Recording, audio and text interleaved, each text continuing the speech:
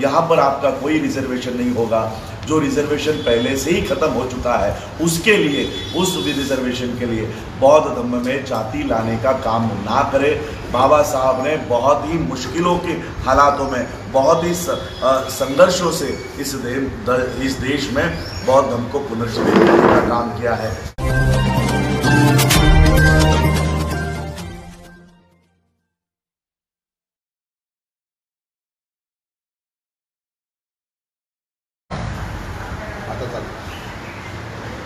जय भीम, नमो बुद्धाय। आज हम उत्तर प्रदेश में हैं। मेरे साथ भारत के एक बहुत जाने माने बौद्ध भिक्षु है जो आंदोलनकारी है, बनते सुमित रतन जी। आज महाराष्ट्र से मुझे कई सारे मैसेज आ रहे हैं। हमारे कई सारे बुद्धिजीवी लोग ये बता रहे हैं कि बौद्धों में एक संभ्रम निर्माण किया जा रहा है कि आने वाली जनगणना में हमें रिलीजन में, धर्म के कॉलम में बौद्ध लिखना है। उसके बाद अनुसूचित जाति की जो हमारी जातियां हैं, जैसे महाराष्ट्र का महार, मातंग, चमार, ढोर और भारत के अलग अलग क्षेत्रों में, राज्यों में रहने वाली अनुसूचित जातियों को ये बताया जा रहा है कि बौद्ध लिखने के बाद अपनी जाति ज़रूर मेंशन करवानी है। ये एक तरह का माहौल, एक तरह का संभ्रम पूरे देश भर में बनाया जा रहा है। तो मैं बौद्ध भिक्षु बनते सुमित रतन जी, जो बाबा साहब ने धर्म दिया है सोशल और मॉरल टीचिंग्स के ऊपर, उसके ऊपर काम करते हैं। हम बनते जी से पूछना चाहते हैं कि बनते जी, आप समाज को बताएं कि आने वाली जनगणना में क्या हमको जाति लिखना उचित होगा या बौद्धों को जाति लिखनी चाहिए।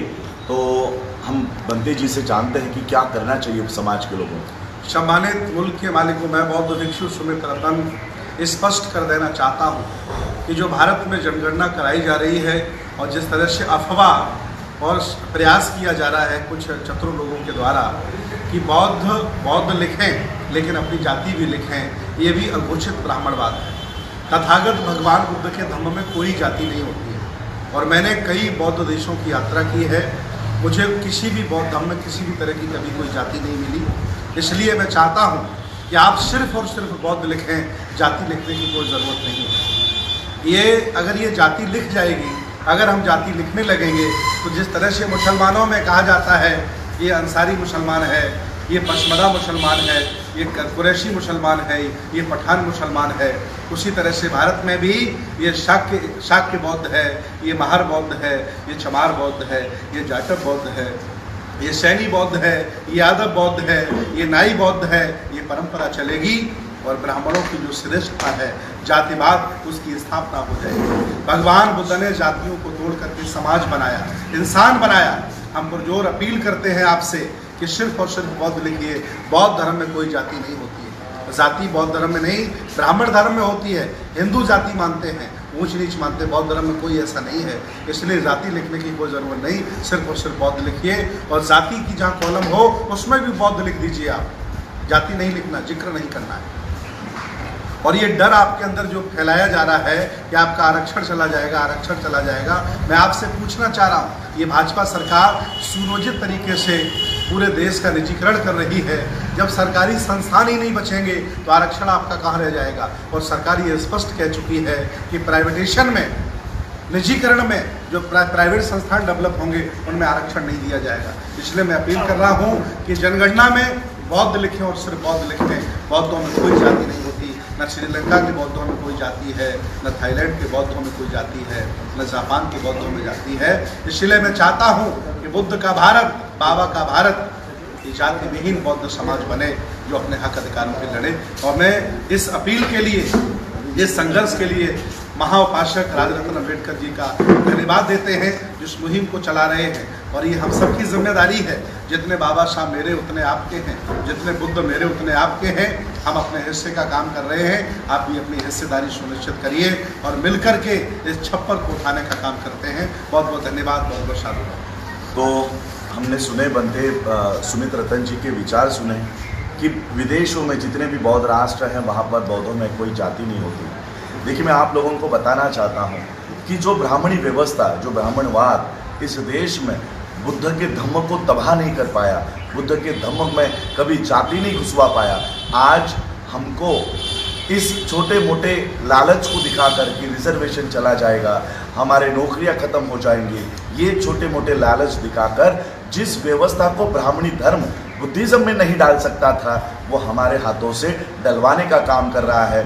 वही ब्राह्मण इस धम्म में कभी जाति नहीं निर्माण कर सकता था, अब हमारे हाथों से अपने आप को बौद्ध महार, बौद्ध चमार, बौद्ध सैनिक और बौद्ध दुसाध, पता नहीं कितनी सारी जातियों को फिर से हम इस बौद्ध धर्म में लाकर इसको नष्ट करने के काम पर लगे हुए हैं। मेरी आप सबसे विनती है, छोटे मोटे लालच के लिए नौकरियां, वैसे ही आपकी प्राइवेटाइजेशन इस देश में हो गया है, नौकरी आपको पब्लिक सेक्टर में सरकारी नौकरी आपकी बची नहीं है।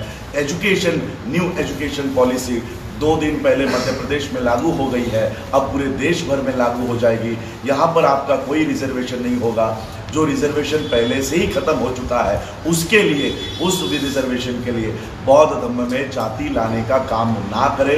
बाबा साहब ने बहुत ही मुश्किलों के हालातों में, बहुत ही संघर्षों से इस देश में बौद्ध धर्म को पुनर्जीवित करने का काम किया है। इसे नष्ट करने का काम आप लोग ना करें, इतना ही मैं आज आह्वान करना चाहता हूँ बौद्धों को।